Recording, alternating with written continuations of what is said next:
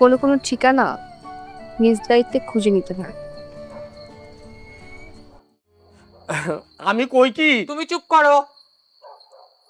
শোনো মা, আমার বাসাটা তো ছোট, দেখতেই পাচ্ছ আমাদের খুব সমস্যা হচ্ছে। তুমি না অন্য একটা বাসা দেখো, মানে বাসাটা তুমি ছেড়ে দাও। আমি কি তুমি কই? চুপ থাকো। মা, সামনের মাসে আমার ভাইয়ের বউ দুটো বাচ্চা আসতেছে আমেরিকা থেকে। বুঝতেই তো পারছো, রুম মাত্র দুটো, একটা আমরা থাকি, একটা তুমি থাকো। ওই রুমটা আমার লাগবে। তোমার কষ্ট করে একটা বাসা নিতেই হবে। আর না না, মানে তোমাকে সব দায়িত্ব নিতে হবে না। তোমার যা যা লাগবে সব আমি করে দেব। তোমার মা থাকতে যা যা করতেন আমি তাই করব। আমি কি কই? তুমি একদম চুপ থাকো। আমি যেটা বলছি সেটাই হবে। তুমি আমার কথাটা বুঝতে পেরেছো মা?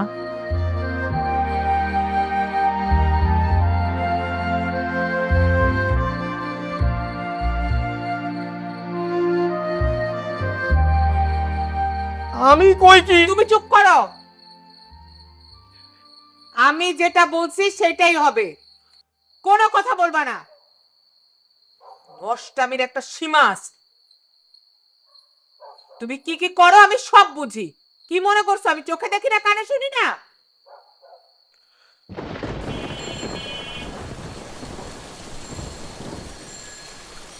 এই বইটা একটু বাইক করে দিন তো সাইফুল ভাই।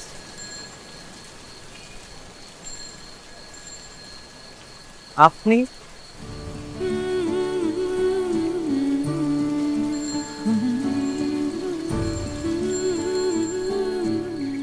এই যে বৃষ্টিটা থেমে গেল, কিন্তু আমার আজকে মন বলছিল যে আপনার সাথে আমার দেখা হবে। কেন? কেন আবার? আপনি তো বলেছিলেন কোনো এক বৃষ্টি ভেজা সন্ধ্যায় সাথে আমার দেখা হবে। ও, আপনার রেনকোট এটা ফেরত দেওয়ার কি দরকার ছিল?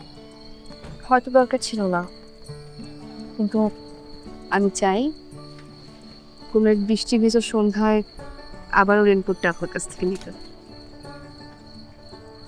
আর আমি যদি এখানে আর না আসি? আপনি আসবেন। আপনি নতুন ঠিকানা পেয়েছেন? হ্যাঁ, চাচার বাসা ছেড়ে দিয়েছি। আপনার ঠিকানাটা?